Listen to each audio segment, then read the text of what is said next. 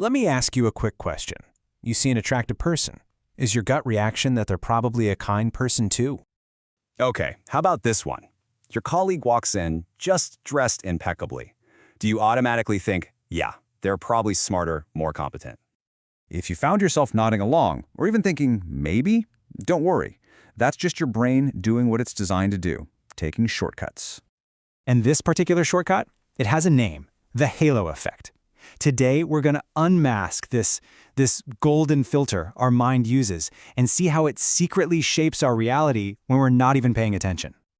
So, let's start right there, with that first impression, that instant snapshot our brain creates that feels so right but, well, can be so incredibly wrong. So what's really going on behind that initial sparkle? Let's get into what the halo effect actually is. Basically, the halo effect is a mental glitch where one positive thing we notice, like someone's good looks or their confidence, casts this glowing halo over everything else about them. Our brain sees one good trait and just kind of fills in the rest of the blanks with more good stuff. We just assume the whole person or brand or product is great. But here's the thing. This mental shortcut isn't always about a positive glow. It actually has a dark side, a shadowy twin that works in the complete opposite way. And it's called the horn effect. It's a really simple but powerful idea. The halo effect lifts everything up because of one good thing. The horn effect, on the other hand, takes one negative thing, like an awkward joke or a messy car, and it casts a negative shadow over our entire perception of that person.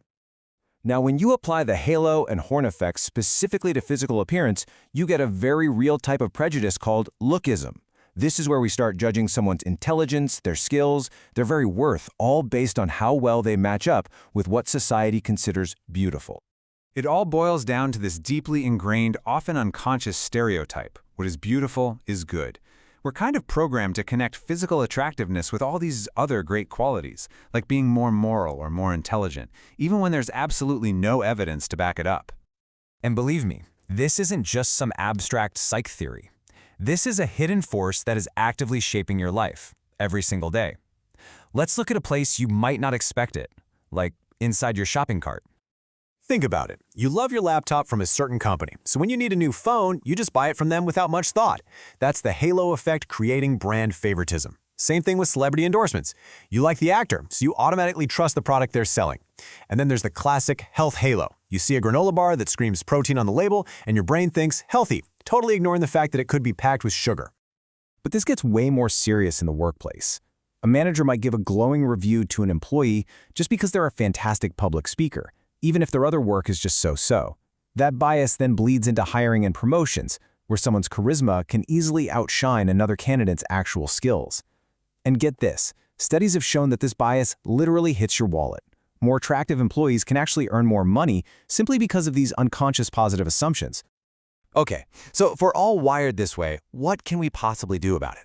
Well, the good news is we are not helpless here. We can fight back. So let's walk through 4 steps to help break the halo's spell so you can think a little more clearly. All right, number 1, just know that this bias exists. Seriously, just being aware of it is half the battle. 2, slow down. Force yourself to pause instead of jumping to a conclusion based on a gut feeling.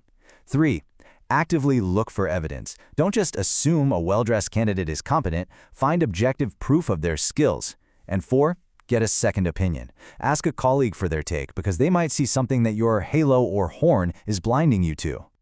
And it's so important to remember that the halo effect doesn't operate in a vacuum. It often teams up with other biases, like confirmation bias. That's where, once our brain puts that halo on someone, we then go around looking only for evidence that proves our first impression was right, and we ignore anything to the contrary. So as we wrap this up, I want to leave you with a question to really chew on. Think about the people, the brands, the ideas that you admire the most, and just ask yourself honestly, which of your heroes are just wearing a halo?